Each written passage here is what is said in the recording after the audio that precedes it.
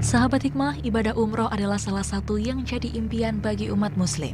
Dengan niat yang tulus, kalau ada kesempatan, segala usaha pasti dilakukan.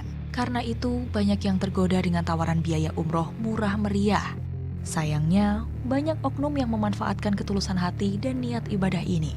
Contohnya, ada kasus penipuan perusahaan First Travel yang gagal memberangkatkan ribuan calon jemaah. Kasus serupa terjadi di Surakarta, Jawa Tengah. Sejumlah calon jamaah melapor ke Mapolresta Surakarta, Jawa Tengah. Mereka meminta kejelasan pemberangkatan dan pengembalian uang untuk ibadah umroh yang diselenggarakan PT Biro Perjalanan Wisata Al-Usmaniyah atau yang lebih dikenal Hanin Tour. Kasus ini terungkap setelah Kementerian Agama menindaklanjuti laporan masyarakat pada April 2017 dan melakukan investigasi. Total kerugian mencapai 37 miliar rupiah. Ribuan calon jemaah jadi korban. Modus penipuan yang dilakukan Biro Perjalanan First Travel dan Hanin Tour adalah tawarkan biaya umroh murah. Skema pembayaran pun bermacam-macam. Bisa lewat mengangsur ataupun dengan konsep arisan umroh. Tergiur lihat angkanya. First Travel tawarkan biaya umroh sekitar 14 juta rupiah. Sementara Hanin Tour tawarkan biaya umroh sekitar 19 juta rupiah. Padahal, Kemenak telah mematok batas minimal biaya penyelenggaraan umroh sebesar 20 juta rupiah.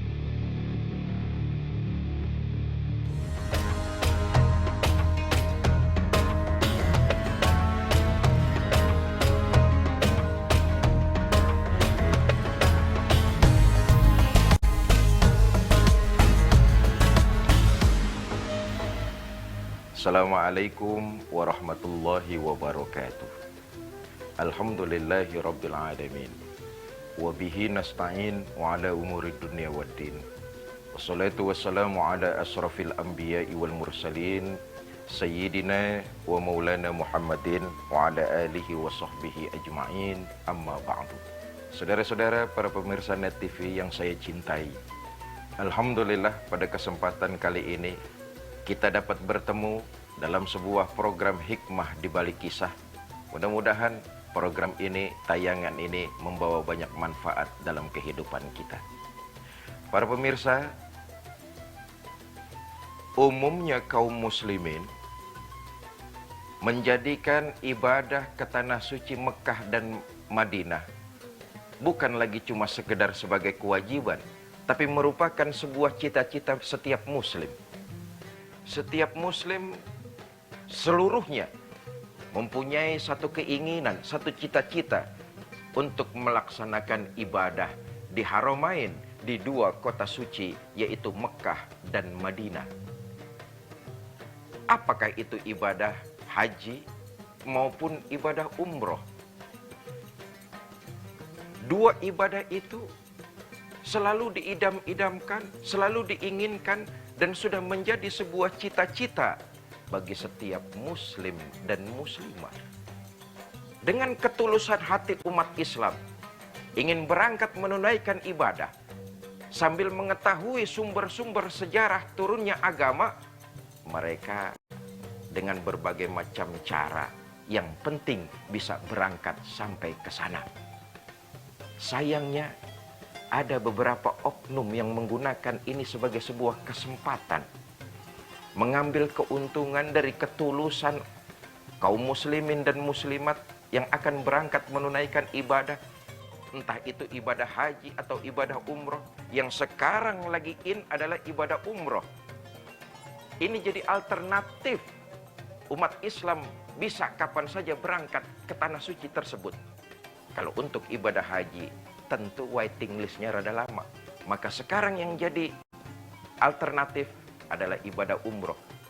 Ini dijadikan kesempatan oleh segelintir orang untuk mengambil keuntungan dan memanipulasi perjalanan ibadah umat Islam. Banyak cara yang dilakukan oleh kaum muslimin dan muslimat agar bisa pergi beribadah di dua tanah suci tersebut. Di antaranya adalah berangkat melalui sistem arisan. Bapak, Ibu, saudara-saudara, para pemirsa,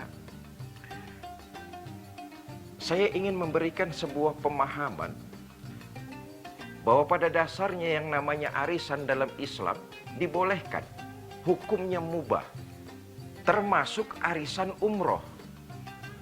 Arisan-arisan semacam ini hukum asalnya dalam agama Islam adalah ibahah, dibolehkan.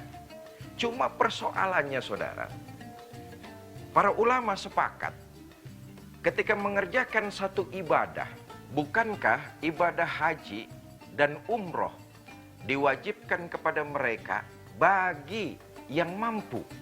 Sifatnya ibadah itu harus dilakukan tanpa punya sangkutan dengan yang lainnya. Maka idealnya para ulama sepakat ketika seseorang melaksanakan ibadah umroh, hendaknya hutang-hutangnya dibereskan dahulu.